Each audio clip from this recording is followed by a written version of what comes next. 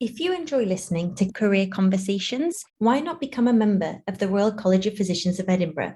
Our membership provides you with access to the RCPE educational portal, the live evening medical updates, and you have options to view the symposia both in person or online. If you would like to learn more about this, please go to the Royal College of Physicians of Edinburgh website. Hello everyone, and welcome to this week's episode, delivered to you by the Royal College of Physicians of Edinburgh Trainees and Members Committee. My name is Dr. Jonathan Bargett, and I am an acute and general internal medicine trainee based in South East Scotland. Today I am delighted to welcome Dr. Vicky Tallentire.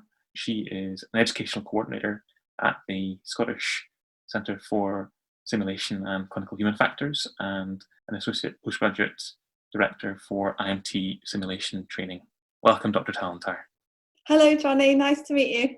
I'm delighted to have you on the podcast today, Dr. Tallentire. So I think one of the things that we at the college are really trying to promote is access to training in medical and clinical education. And I'd like to ask you, with your background in this area, why is this so important for our internal medicine trainees? Gosh, well, I suppose that most of the audience listening to this will already appreciate the importance of education in our profession. I mean, the Good Enough Report back in 1944 said that properly planned and carefully conducted medical education is the foundation of a comprehensive health service. And I really do believe that. I think education at every stage is pivotal, not just to developing skills, but also to developing attitudes and identities that we carry with us throughout our careers and beyond. So you talked about knowledge and skills and attitudes, and these sound like they're key principles in medical education training. For our listeners, can you tell us a bit about how you got into this area of medical education? Yeah, well, I suppose everybody's journey is different. And I guess mine started really, back in 2000 when I did an intercalated degree actually in medical ethics down in Bristol. And what that year kind of opened my eyes to is all sorts of new ways of looking at the world, the importance of actions being interpreted within a sort of social and emotional context rather than in isolation, as we unfortunately still see in some SEA reports. But I think really I sort of then went back into finishing my degree in Edinburgh and of course my junior training. And then in 2009, I applied for a fellowship at the University of Edinburgh, a fellowship in medical education that was 2 years long, fellowships that are still running. And really that was, I guess, the transition point in my career in terms of the skills that I developed over those 2 years, the relationships that were formed. I undertook my doctorate, and really over the last 12 years I've built on that. That sounds like that was a great opportunity for you. What kind of skills did you learn during your fellowship, Dr. Tallentire? Well, I was really immersed in the university in Edinburgh and got to work alongside some really experienced educationalists. I never liked that term, but doctors who'd really immersed themselves in medical education and made it a big part of their careers. And so I learned lots and lots of teaching skills. I learned that in lots of different formats and spent a lot of time with medical students. But what I also learned is an approach to medical education research through a lot of reading, some courses that I went on, and some mentorship that I was lucky enough to have about the development of some research skills that were really fundamental to doing the sort of work that I wanted to pursue. And through that, developed the skills to complete a doctorate in medical education, which was the first medical education MD in Edinburgh. And I'm really delighted that subsequently that's continued, and there's maybe 11 or 12 been awarded since I did mine. And so it's absolutely brilliant that level of scholarship has continued within the department. But at the time, it was quite a battle to be allowed to pursue that course. But it was definitely one that was worth fighting. And the skills that I developed then have allowed me to go on and continue to do the education research that I do now. Really interesting to learn how your journey into medical education has progressed, Dr. Tallentire. I guess one of the key values that the Royal College of Physicians of Edinburgh has is promoting time for research and training. And I guess one of the things that I'd like to follow on from what you've said is how can our foundation year doctors and our general internal medicine trainees pursue an interest or explore an interest in clinical and medical education now? I mean, things are difficult just now with the pandemic, but hopefully things will be more back to normal soon. And I think there's loads of different ways to get involved. I would say the key thing is probably finding someone who, if not formally a mentor, someone who will at least help you along the journey in the early stages of opportunities to teach, which is really, I started teaching on ALS courses and things like that. And so opportunities to teach, if you're interested in doing some research, then someone who's got some experience in that field. And then there's some really good courses that you can go on. There's sort of week-long courses that will hopefully start up again soon. And then there's some specific medical education training, that research training that you can do. So there's loads of ways to get involved. I guess one of the first steps for me being an acute physician was through ALS, but that's certainly not the only route. And I guess picking people's brains who are involved in education as to how they started would really be helpful for trainees wanting to get involved. So you mentioned that there are some courses such as going through advanced life support. What other courses would you recommend? Well, it depends what sort of education people are interested in. In terms of getting involved in medical education research, then ASME, the Association for the Study of Medical Education, runs some really good research specific courses. And we've just launched one ourselves because there wasn't one in Scotland, but we've launched getting started in simulation-based research course at the National Simulation Centre in Larbert. So if you want to get involved in teaching simulation rather than researching simulation, then there's lots of really good faculty development courses. Lots of health boards run them locally, but there's also availability at the National Simulation Centre as well in Forth Valley. So there's lots, it depends on what type of education. If people want a broader approach, then there's certainly a summer school at the University of Edinburgh that offer really broad educational approach with introductions to lots of things like designing OSCEs and assessment processes. So it really depends on what particular facet somebody's interested in. And I think that's really good for the listeners to know about what's out there and what's available. I think the University of Edinburgh also does a medical education or clinical education master's programme, which I would like to really highlight as well. I guess what I'd like to ask you in particular then, Dr. Tallentire, is about your simulation research. So just for the listeners, what is medical simulation as a starter? Well, I think most trainees and consultants now are familiar with what simulation is and the role that it can play. But essentially, it's mimicking either a procedural skill or some form of communication or some form of immersive scenario with plastic mannequins so that people can rehearse these high stakes actions, procedures, communications, whatever it is, before they have to do it for real in the workplace.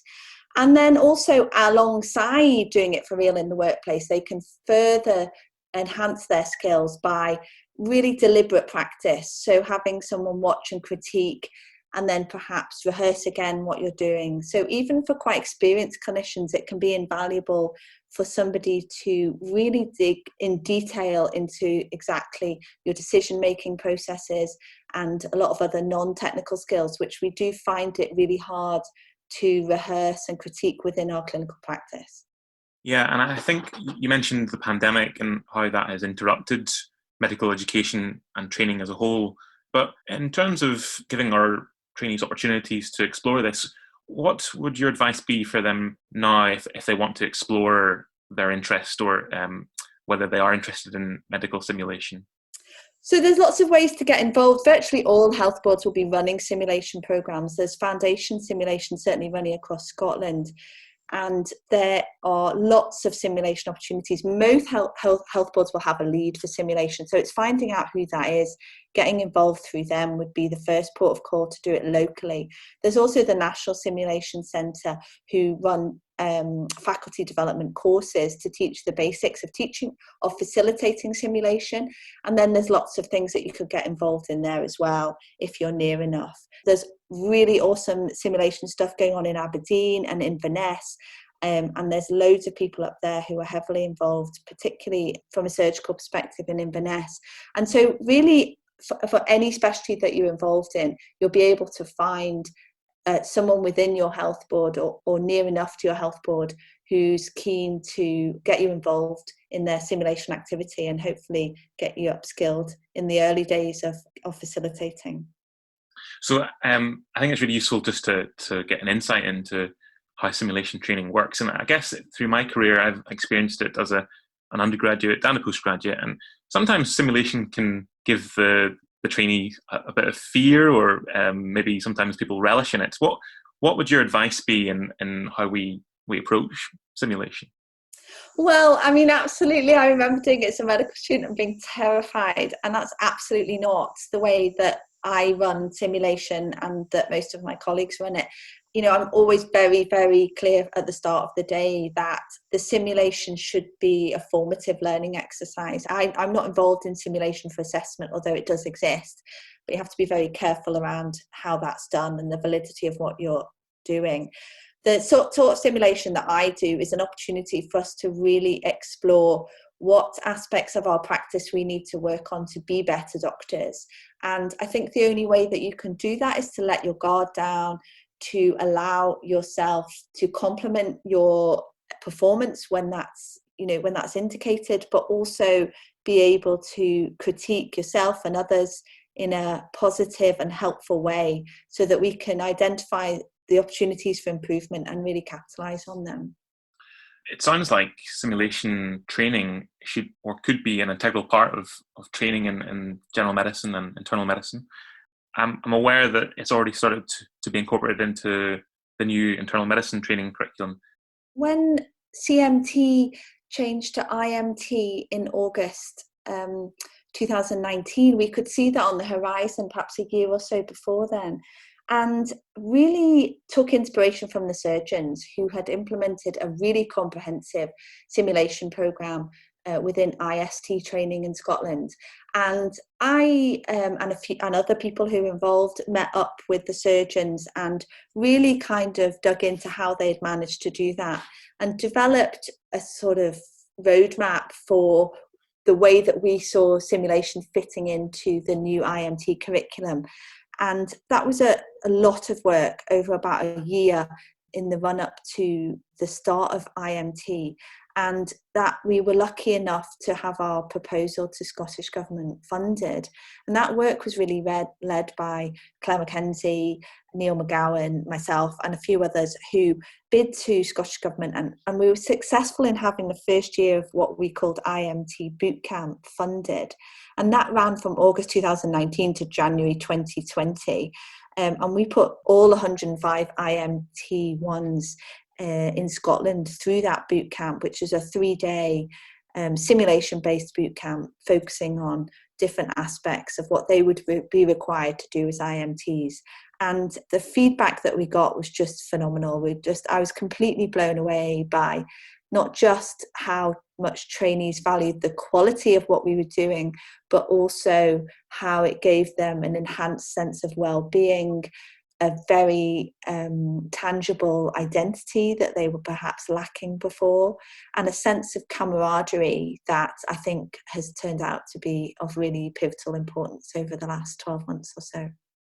That sounds really great that that's coming into the training curriculum. And I guess I would have loved to have experienced that myself as a core medical trainee. Do you know if anything has been proposed about introducing medical simulation into the curriculum in other specialty programs within medicine? So I'm busy working away on IM2. We've just introduced a skills day in IM2 where we focus on more complex medical interventions. And now I'm designing and bidding for the simulation training plans for IM3, which are going to hopefully better prepare people for the medical registrar role that is so dreaded, understandably dreaded a lot of the time. And we really think that we can do something that's going to help people to make that transition a bit smoother.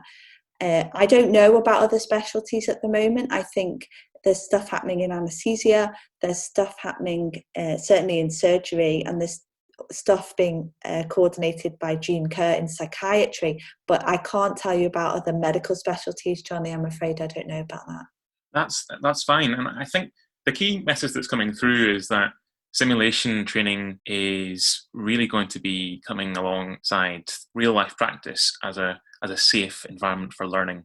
And I guess one of the questions that I would have for you is, how can our trainees pursue their interest in this after they've gone through the training, what was your advice for our aspiring educationalists? I know you don't like the word educationalist as much. How can our medical trainees pursue their interest in this and follow in your footsteps? Well, I'm not sure I'd recommend following my footsteps necessarily, Johnny, but I think there's lots of inspirational people out there. I mean, I work with people from across Scotland, Fiona Farker in Lanarkshire, Neil McGowan, who I've mentioned in Glasgow, Kim Mill in Aberdeen, there's Jerry Morse up there. There's a whole cohort of surgeons doing amazing stuff up there too. And, I just think there's such fantastic people. James Tiernan here in Edinburgh, who's leading the mastery programme, Nathan Oliver. I think just teaming up with those people locally is what I would say. There's enthusiasts everywhere. You just need to find them and they will point you in the right direction. If you're wanting to start writing and publishing, my specific advice on that would be to take a little bit longer planning your project and a little bit less time doing it, because I quite often get involved when trainees present me with a whole load of data that they've collected when they weren't really sure what question they were asking. So I think that my overwhelming advice for research would be to take your time in planning, make sure you know what's out there in the literature, what questions have already been answered. If that's the sort of area that people are keen to get involved in. If you're keen to get involved in SIM, there's loads of opportunities to, first of all, be trained properly in the methodology, which looks simple as a participant, but is really quite complex as a facilitator. And I've been doing this for about 12 years and I'm still learning all of the time, and I still make mistakes when I'm facilitating. And so there's a huge amount to learn and a huge amount to think about when you start. Try and go on a course, get some robust understanding of the methodology, and then just try and rehearse as much as possible. Try and take every opportunity to teach. I mean, I used to do that in my days off. I used to do it sometimes in annual leave, and I wouldn't recommend that now. I think we all need breaks. We all need holidays, perhaps more than I used to appreciate. But I think take every opportunity that you possibly can. That's really helpful advice, and I'm sure our listeners, our internal medicine trainees, our foundation year and general internal medicine trainees will really appreciate that. What I'd really like to sort of close with is just your key take-home points and advice for our trainees going forward, having just touched the surface of medical education, clinical education and simulation training. Difficult question, but I think probably in early days of being involved in medical education, there were things that my research partner Sam Smith and I were told we couldn't do. We couldn't do a doctorate, we couldn't do an MD in medical education, and we, in a very respectful but very tenacious way, really fought against that decision. And I think that if you really want to do something and you really believe that you're capable of it, then sometimes you don't accept no for an answer. And as long as that's done with respect for the institutions and the people involved, and the arguments are well thought out and coherent and non-emotional, then I think really sometimes you can get people in authority to change their minds. The other bit of advice that I would have for people is try to form a team. I was really lucky. I did my fellowship with Sam, who I formed a very good friendship and a very productive research relationship with, and have been publishing with now for 12 years. And subsequently, I've formed a group of trainees, and we all research and write together and have, and with that group, they've managed to publish about 6 different manuscripts now. And it's been really successful, mostly because they're all extremely motivated, bright individuals. But what really helps is the fact that we're working together, that you don't want to let other people down. You're not in this on your own. It's not, research can be quite lonely. And so if you form a group or a group of people learning to teach sim, learning to facilitate, then I think that can be really helpful.